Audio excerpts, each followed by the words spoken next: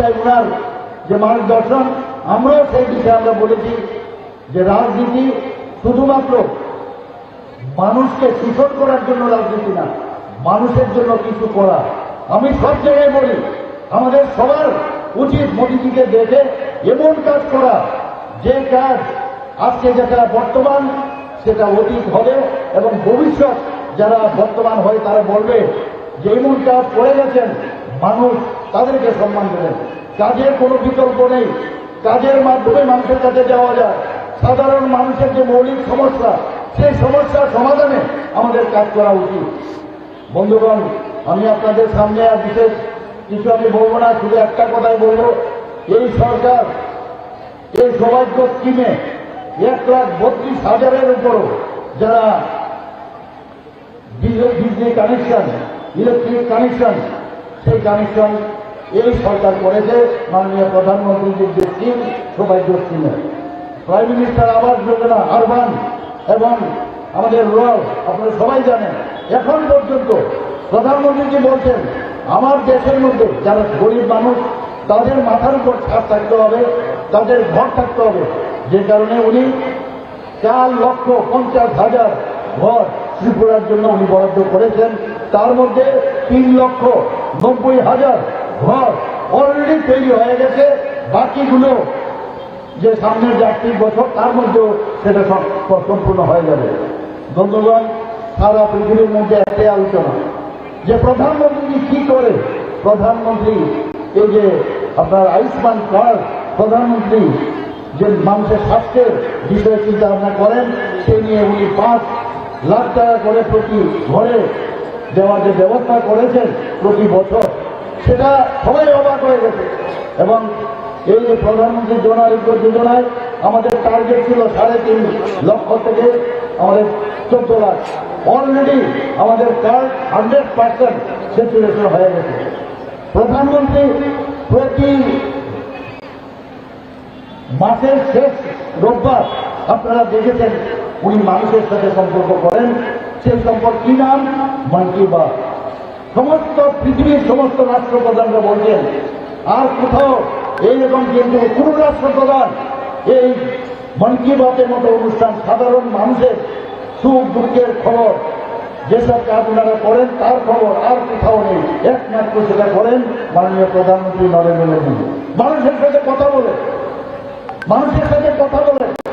এরকম আমাদের একজন গার্জিয়ান আমাদের দেশকে যেভাবে উনি সব দিকে আমাদেরকে রক্ষা করে আছেন, সেই আমাদের ভারতীয় জনতা পার্টির যিনি সর্বময় আমাদের লিডার আমাদের মোদীজি। তাই আমি বলছি বন্ধুগণ, মোদীজিকে শক্তিশালী করতে হবে। শুধু বোতাম টিপলে হবে না, মন কি বাত উনি বলেন, মনের কথা উনি বলেন, মানুষের মনের কথা শুনতে চান। সেই বিষয়ে যদি আগামী দিন আরো উনি যা যা করেছেন আমি জানি না তৃতীয়বার উনি যখন প্রধানমন্ত্রী হয়ে আসবেন তারপর আর কি কি করবেন, সত্যি অবাক লাগবে। বন্ধুগণ, আপনারা দেখেছেন যে আমাদের প্রধানমন্ত্রী বারবার একটা কথা বলেন যে নর্থ ইস্ট যদি ডেভেলপ না হয় তাহলে ভারতবর্ষ কোনদিন ডেভেলপ হবে না। যে কারণে 31 পলিসিতে মোদীজি আমাদেরকে হীরা মডেল দিয়েছে। আপনারা কোনদিন কখনো শুনেছেন? ন্যাশনাল হাইওয়ে, 6টা ন্যাশনাল হাইওয়ে উনি স্যাংশন দিয়েছেন। আরো 4টা ন্যাশনাল হাইওয়ে, আগে 3 করে একটা ন্যাশনাল হাইওয়ে ছিল NH-08, এখন সেই জায়গায় 6টা ন্যাশনাল হাইওয়ে, আরো 4টা ন্যাশনাল হাইওয়ে, তারও অলরেডি ইন প্রিন্সিপাল উনি অনুমোদন দিয়েছেন। ইন্টারনেট আজকে কথায় কথায় আমরা বহু প্রদেশের সাথে যদি আমরা কম্পেয়ার করি, ত্রিপুরার ইন্টারনেট এত ভালো, এখানে মোবাইল সার্ভিস এবং আমাদের ল্যাপটপে যারা কাজ করে বা কম্পিউটারে কাজ করে কত সহজে সারা পৃথিবী হাতের মুঠে চলে আসে। সেটা সম্ভব হয়েছে ত্রিপুরাতে। যে ইন্টারনেট আছে তার সঙ্গে ইন্টারনেট ত্রিপুরাতে। বন্ধুগণ, আজকে আমরা এখান থেকে রেলে যেখানে যেতে সেখানে আমরা যেতে পারি। ত্রিপুরার থেকে এখন রেল 17 থেকে 18টা এক্সপ্রেস ট্রেন যাচ্ছে। রাজধানী এক্সপ্রেস ত্রিপুরার থেকে যাচ্ছে, কাঞ্চনজঙ্ঘা যাচ্ছে। এরকম আমি কিছুদিন আগে ডিস্টা ডোমেনে বসেছিলাম, বিশ্রাম রুমে বসে আমি ফটো তুলে আমার কিছু জানাশোনার লোক আছে বাইরে থাকে, তাদেরকে আমি পাঠিয়েছিলাম। ওরা বলছিল, আমাকে জিজ্ঞেস করছিল, আপনি কি বিদেশে আছেন? আমি বললাম, না না, বিদেশে না, আমি ত্রিপুরাতে আছি, আগরতলা স্টেশন থেকে আমি যাচ্ছি এখন ধর্মঘটে। অবাক হয়ে গেল। আমি কিছুদিন আগে নির্বাচনের কারণে আমি মালদা গিয়েছিলাম, ওয়েস্ট বেঙ্গলে। সেখানেও আমি বন্দে ভারত ট্রেনে সেখান থেকে আমি হাওড়াতে এসেছিলাম। এই কিছুদিন আগে, 1 মাসও হবে না, সে বন্দে ভারত ট্রেনকে আমি দেখে ভাবছি ত্রিপুরাতে কবে হবে। আমি এখানে আধিকারিকদের সাথে কথা বলেছিলাম, যারা রেলের সাথে আছেন, তারা বলছিলেন যে খুব শীঘ্রই আমাদের যে ইলেকট্রিফিকেশন সেটার সার্ভে হয়ে গেছে। বন্ধুবান্ধব সেমিনারে দেখতে দেখতে দেখলাম অলরেডি ইলেকট্রিফিকেশনও শুরু হয়ে গেছে। বন্দে ভারতও ত্রিপুরার থেকে, আগরতলা থেকে, আপনাদের এই সাবরুম থেকেও সেটা ভারতবর্ষের যে কোনো জায়গায় যাবে। ডাবল ইঞ্জিন সরকারের কত সুবিধা, একটা উদাহরণ আপনাদেরকে আমি দিচ্ছি। আপনারা জানেন, মণিপুরে আমাদের যারা ছেলে মেয়েরা সেখানে পাঠরত ছিল, কিছুদিন আগে মণিপুরের যে অস্থির পরিবেশ যখন শুরু হলো, তখন আমার এখানে প্রচুর গার্জিয়ান এসছে, বলে আমাদের ছেলে মেয়েদের বাঁচান, ওনাদের অবস্থা খুব খারাপ। আমি যখন দিল্লিতে আমাদের aviation minister, Indian aviation minister সাথে কথা বলি, উনি রাত্রিবেলা 12:30টার সময় উনি একটা স্পেশাল প্লেন দিয়েছেন। সেই প্লেনে প্রায় 350 জনের মতো এই ছেলে মেয়েদের পরের দিনও আমাদের আগরতলা মধ্যে সুরক্ষিত অবস্থায় ত্রিপুরা সরকারের নিজ খরচায় তাদেরকে আমরা নিয়ে ফিরে এনেছি। বন্ধুগণ, আমরা জানি এয়ারপোর্টের কথা যদি বলি, হীরা মডেলের আরেকটা এয়ারপোর্ট। এতদিন ধরে সিঙ্গার মিলের এখানে যারা পুরনো যারা আছেন, আমাদের মহারাজা বীর বিক্রম কিশোর মানিক্য বাহাদুর, যাকে বলা হয় যে ত্রিপুরার আধুনিক ত্রিপুরার উত্তর, উনি Singerbhil airport, one of the oldest airport in India. 1942 সালে যখন আমাদের দ্বিতীয় বিশ্বযুদ্ধের শেষের দিকে উনি এই এয়ারপোর্ট তৈরি করেন। সিঙ্গার মিল, তখন বলতাম আমরা কোথায় যাচ্ছ সিঙ্গার মিল, সেই এয়ারপোর্টে এতদিন ধরে আমরা কংগ্রেসদের খালি কুম্ভীরা শুরু আমরা দেখেছি। ওনারা রাজেন্দ্র পরিবারকে ঘরের ভিতর ঢুকিয়ে দিয়েছে। তারা যেভাবে আমাদের ত্রিপুরার জন্য কাজ করেছেন, রাস্তাঘাট, হাট বাজার এবং স্কুল কলেজ, মানে সেগুলো যাতে মানুষ না জানতে পারে সেই ব্যবস্থা করেছে। আর ভারতীয় জনতা পার্টি, ওনারা জানেন যে কাকে কিভাবে সম্মান দিতে হয়। ইতিহাস কখনো ভুল হয় না, ইতিহাসকে ভালো কাজের জন্য সম্মান দিতে হবে। যে কারণে মাননীয় প্রধানমন্ত্রী এই আগরতলা যে এয়ারপোর্ট, তার নাম দিল মহারাজা বীর বিক্রম কিশোর মানিক্য বাহাদুরের নামে সেই এয়ারপোর্ট। সেখানে আপনারা দেখেছেন যে যেভাবে ওনার মর্মমূর্তি, সেখানে আমরা কিছুদিন আগে আমরা সেখানে আমরা স্থাপন করেছি। আমরা জানি কামান চৌড়ির মধ্যে, কামান চৌড়ির পাশে একটা ছোট একটা আইল্যান্ড ছিল। সব মানুষ এই আইল্যান্ডের নাম জানতো না। আমরা ছোটবেলায় দেখেছি জিরো ফলক সেখানে ছিল, আস্তে আস্তে করে জিরো ফলক নিচের দিকে চলে গিয়েছে। সেই জিরো ফলককে আমি যখন বললাম যে এখানে যেহেতু আধুনিক ত্রিপুরার রূপটার মহারাজা বীর বিক্রম কিশোর এত কিছু করেছেন, সেখানে ওনার মর্মমূর্তি আমরা প্রতিষ্ঠিত করেছি এবং সেই জায়গার নাম এমডিবি মোড় হয়ে গেছে এখন। বললাম আমরা ওনার জন্মদিনে, আমরা 19শে আগস্ট ওনার জন্মদিনকে ছুটির ঘোষণা করেছেন। আমরা গড়িয়া পূজাতে এর দিনের জায়গায় দুদিন আমরা ছুটি ঘোষণা করেছি। বন্ধুগণ, আমরা আজকে যারা ত্রিপুরাতে মিশ্র বসতি এই রাজ্য, যারা জাতি জনজাতি, বারবার আমরা বলছি আমরা একসাথে থাকতে চাই। আমরা এক ত্রিপুরা শ্রেষ্ঠ ত্রিপুরা আমরা বানাতে চাই, এক ভারত শ্রেষ্ঠ ভারত বানাতে চাই, সেই বিষয়ে আমরা কাজ করছি। বন্ধুগণ, আপনারা জানেন যে জল জীবন মিশন, জলের কোনো আর স্বাস্থ্য মিশন নেই। সেই জায়গায় আমাদের 3% থেকে আমরা শুরু করেছিলাম, এখন প্রায় 76% তার সেন্টুরেশন চলে এসছে সমস্ত ত্রিপুরায়।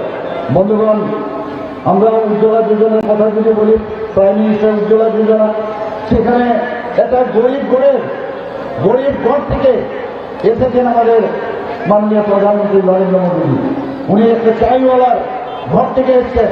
উনি আপনাদের আমাদের স্বপ্নের সৌদাগর, উনি আমাদের স্বপ্ন দেখাচ্ছেন এবং শুধু স্বপ্ন না, স্বপ্ন বাস্তবিত করেছেন। উনি গ্যারান্টি দিচ্ছেন, গ্যারান্টি দিচ্ছেন। সেই জায়গায় উনি দেখেছেন উনার মাকে কিভাবে চুল্লু যখন জ্বালাতো চোখের মুখে ধোয়া আসতো। উনি তাই এই প্রাইম মিনিস্টার উজ্জ্বলা যোজনার মাধ্যমে সারা ভারতবর্ষের সাথে সাথে ত্রিপুরাতে 3,12,000-এর উপরে যারা বেনিফিশিয়ারি ফ্রি গ্যাস কানেকশন দেওয়া হয়েছে। বন্ধুগণ, আমরা দেখেছি মুক্ত অঞ্চলে যে ডেডিকেশন হতো আমাদের, সেই কারণে শুধু ত্রিপুরাতে না, ভারতবর্ষের সব জায়গায় আমরাও দেখেছি পড়াশোনার সুবাদে। যখন উত্তরপ্রদেশে ছিলাম, লখনৌতে ছিলাম, আমরা বিহারে পাটনাতে ছিলাম, সেখানে আমরা দেখতাম গ্রামে গঞ্জে আমাদের মা বোনেরা বসে থাকতো যে কখন রোদ্দুর ঢলে পড়বে।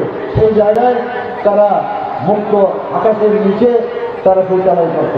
প্রধানমন্ত্রী বলছেন লালকেল্লা থেকে যখন উনি 15 আগস্টে উনি ঘোষণা দিলেন যে আমি শৌচালয় আমার মা বোনদের করব, সেই জায়গায় ত্রিপুরাতে 96% এখন এই শৌচালয় ত্রিপুরাতে নির্মাণ হয়ে গেছে।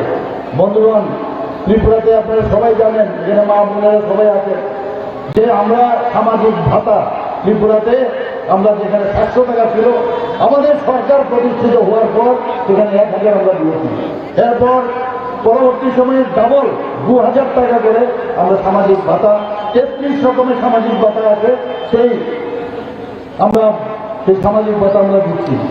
আমাদের প্রায় 4,10,000-এর মতো এই সামাজিক ভাতায় আমাদের ত্রিপুরার বেনিফিশিয়ারিরা আছেন। এসএসজি গ্রুপে এখানে মা বোনেরা আছেন।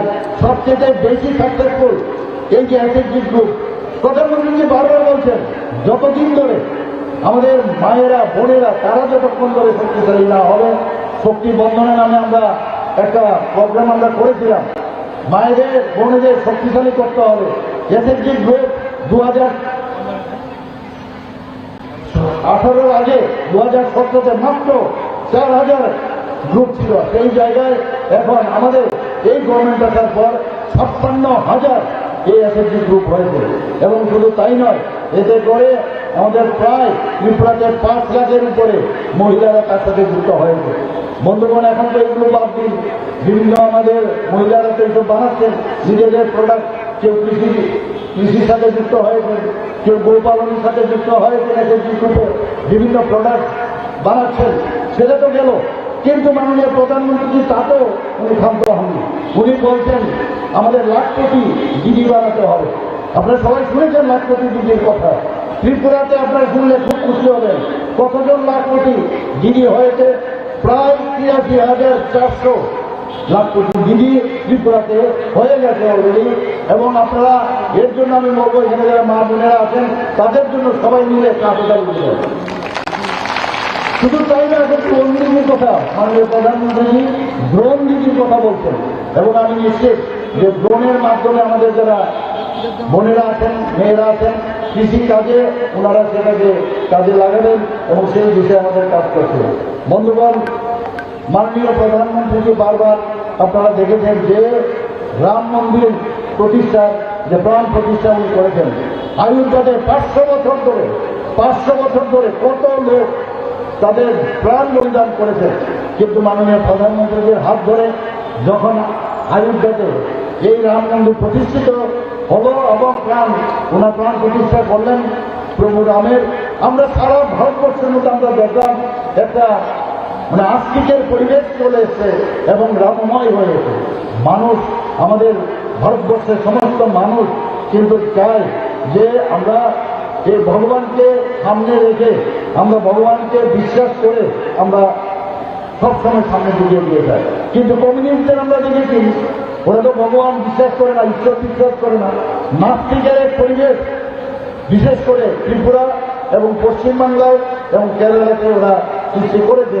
এখন মাননীয় প্রধানমন্ত্রী যখন এই রাম মন্দির নির্মাণ করলেন, প্রভু রাম চলে এসছে, সারা ভারতবর্ষে এখন বলছে যে রাম রাজ্য আবার নতুনভাবে এখানে প্রতিষ্ঠিত হয়েছে। আমাদের ত্রিপুরাতে এতগুলো মন্দির আছে, ত্রিপুরা সুন্দরী মন্দির সবাই আমরা জানি।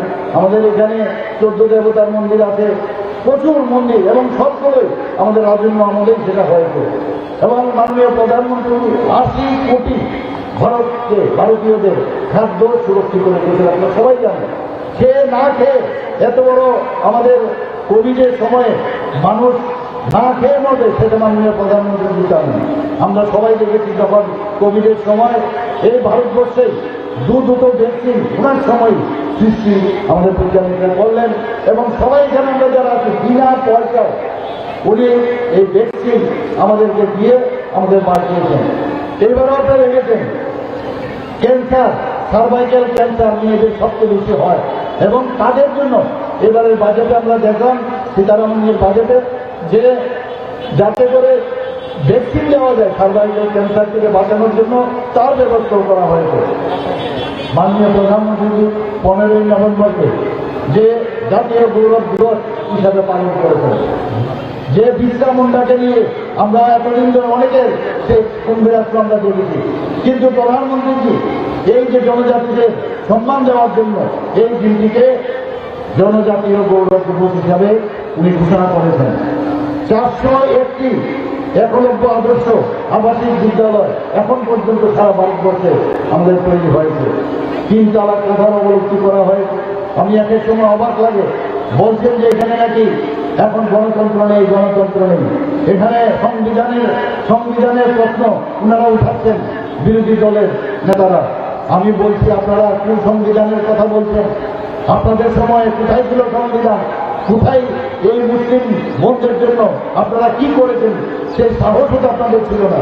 আজকে জম্মু এন্ড কাশ্মীরে 370 ধারা যখন বিলোপ করা হয়েছে, অনেকে অনেক কিছু বলেছিল যে এই দেশের মধ্যে একটা সদ্ভাবের যে ভাবনা সেটা নষ্ট হয়ে যাবে। কোথায় 3 তালাক গেল, এবং 370 ধারা এবং 35-এ সেটা বিলোপ করার পরও কোনো জায়গায় কোনো সমস্যা হয়নি। মাননীয় প্রধানমন্ত্রী এমন সব ব্যক্তিদের কথা চিন্তা করেন। আপনারা জানেন যে গত বিশ্বকর্মা পূজার সময় উনি একটা ঘোষণা দিয়েছেন, আমাদের প্রাইম মিনিস্টার বিশ্বকর্মা যোজনা প্রায় 13,000 কোটি টাকা এর মধ্যে উনি তার সেই ঘোষণা দিয়েছেন। এতে করে যারা এই 18টা যে আমাদের যারা এই শ্রেণীতে থাকবেন, গরিব মানুষ, খেটে খাওয়া মানুষ, তাদের কথা কেউ চিন্তা করে না। ওনাদের জন্য 3 লাখ টাকা করে ওনাদেরকে খুব অল্প সুদে তাদেরকে ট্রেনিংও দেবে। প্রথমে 1 লাখ, তারপরে কিট দেবে, তারপরে 2 লাখ দেবে। এইরকম প্রধানমন্ত্রী আমরা পাইনি। আমরা দেখেছি জনধন প্রকল্পের কথা, অনেকে অনেক কথা বলেছেন যে জিরো ব্যালেন্সের এই জনধন প্রকল্প কি হবে কি হবে, কিন্তু আজকে বুঝছি যে এতদিন ধরে মিডলম্যান যে পয়সা খেত সেটা কিন্তু এখন হচ্ছে না। একটা টিপ দিলে সাথে সাথে সমস্ত যে বেনিফিশিয়ারি যে টাকা সেটা যার যার অ্যাকাউন্টে চলে যাচ্ছে।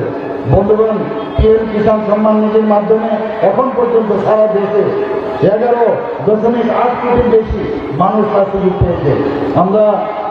আমরা দেখেছি কিছুদিন আগে মাননীয় প্রধানমন্ত্রী বিধানসভা এবং লোকসভার মধ্যে 33% মহিলাদের জন্য রিজার্ভেশন রেখেছেন। এই হচ্ছে মাননীয় প্রধানমন্ত্রী। আমরাও 33% রিজার্ভেশন চাকরির ক্ষেত্রে আমাদের ত্রিপুরা সরকার এর আগে আমরা ঘোষণা দিয়েছি, এবং তার কাজও হচ্ছে বিভিন্ন জায়গায়। আজকে আমাদের মেয়েরা সেখানে সে চাকরির বেলায় তারা সেই সুযোগটা পাচ্ছেন। আমাদের প্রধানমন্ত্রী মাতৃবন্দনা যোজনায় এখন পর্যন্ত 3.11 কোটি বেশি যারা প্রেগনেন্ট উইমেনরা আছেন সেই সুযোগ পাচ্ছেন, এবং আমাদের মহিলাদের মর্যাদার জন্য তাদের 11.74 যেটা কোটি শৌচালয় এখন পর্যন্ত নির্মাণ করা হয়েছে। বন্ধুগণ, আমরা দেখেছি এইমস আগে কটা ছিল? এইমস 8টি এইমস ছিল। 2023 সাল পর্যন্ত এই এইমসের সংখ্যা এখন 23টি। 2014 সালে মেডিকেল কলেজের সংখ্যা কটা ছিল?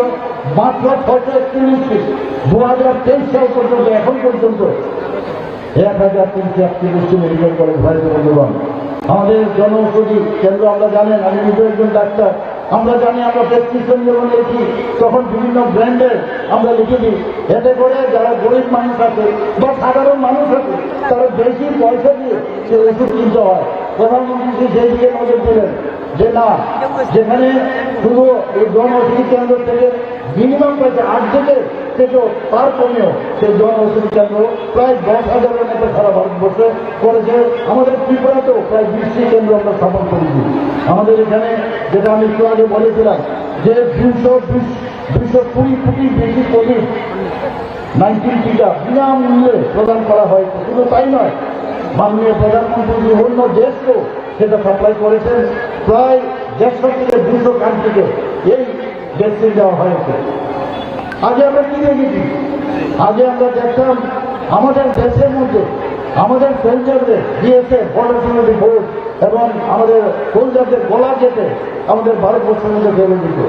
এবং বোম্বের ঘটনা আপনারা জানেন, বোম্বেতেও কি অবস্থা ছিল। নর্থ ইস্টে আমরা কি দেখতাম? খালি সন্ত্রাস, সন্ত্রাস, কিডন্যাপ এবং টেররিস্টদের আনাগোনা। কিন্তু মাননীয় প্রধানমন্ত্রী এই আসার পর থেকে কোথাও কোনো রকম এই ধরনের ঘটনা আমরা শুনতে পাইনি। কারণ উনি বুঝিয়ে দিয়েছেন যখন এয়ার স্ট্রাইক করলেন এবং সার্জিক্যাল স্ট্রাইকের মাধ্যমে যে এই ভারত আর সেই ভারত নয়। সেই কারণে আজকে চাইনাও 10 বার চিন্তা করে ডোকালামিও তার পরিচয় আমরা দেখেছি।